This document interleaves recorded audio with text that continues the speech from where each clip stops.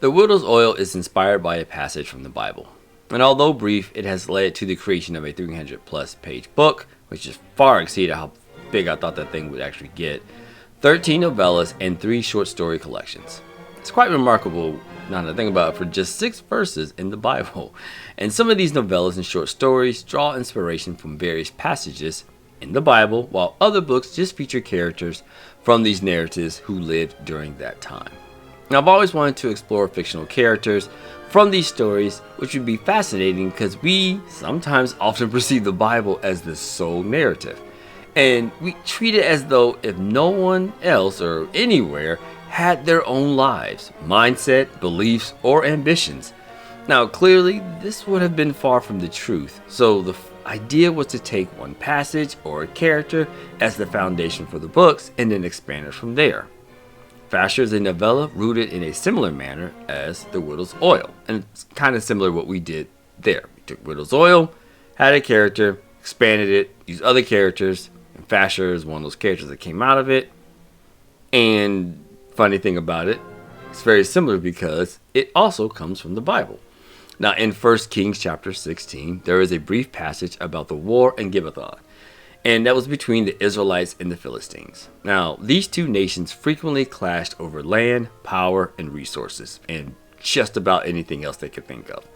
And you can read through that in various parts of the Bible and observe how the people were constantly at war. Now, one nation would be well ahead and would do something to the other, and then the former would return the favor. And most people today are familiar with the story of David and Goliath, which was a battle between an Israelite shepherd and a Philistine warrior. So, in the biblical passages of Kings, the battle took place in a border town called Gibeathon. In Israel's conquest in the book of Judges, which is another book in the Bible, towns like Gibeathon became part of Israel, including Jericho, Ai, and so many others. So many cities in the land were once owned or founded by different empires, countries, people, or other areas, other, people and whatnot. And then it was later taken over by Israel. Gibeathon obviously would have been one of them, and that city would then change hands between themselves, Israel, and also, of course, Philistines, as they fought and sort out different resources. Now, in this story, Philistia possesses it, while Israel wants to reclaim it. So we follow the main character, Phashar, as he fights for his country to restore the city of Gibeathon to his people. Now, in this book, battles and confrontations aren't the only topics discussed in the story. If you read about what occurred, a specific event led to significant changes in Israel. What I'm talking about is what happens in 1 Kings chapter 16. So it's not just about Gibeathon. There's something else that happens. And I don't want to go delve into it here because in reality, I technically don't actually mention it in the summary or in other promotional materials because I want that to be a little bit of a end, like a shock almost. Well, I wouldn't say shock, but a little bit something extra. But nevertheless, that aspect of the story is not overlooked in Phashar. Just in case you was reading that and it was like, it's funny, he's not going to talk about that. Now, we do.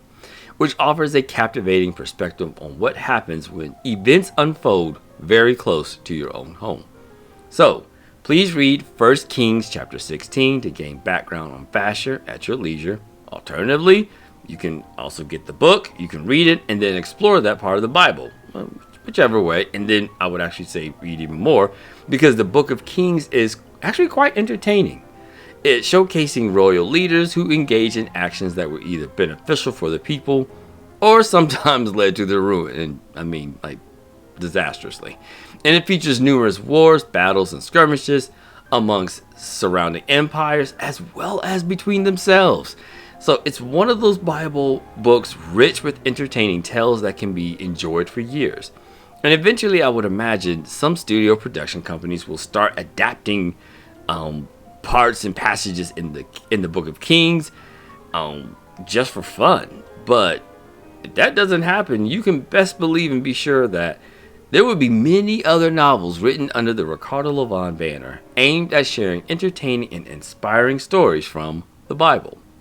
So you can find Phashar at lavari.com/Phashar, and the website offers a free chapter, additional videos, and information about the charities benefiting from the books. Phashar is available for purchase on Amazon and other online platforms, and don't forget to like and subscribe for more updates on the Whittles Oil book series. Thank you so much for your support, and enjoy Phashar, a Whittles Oil novella.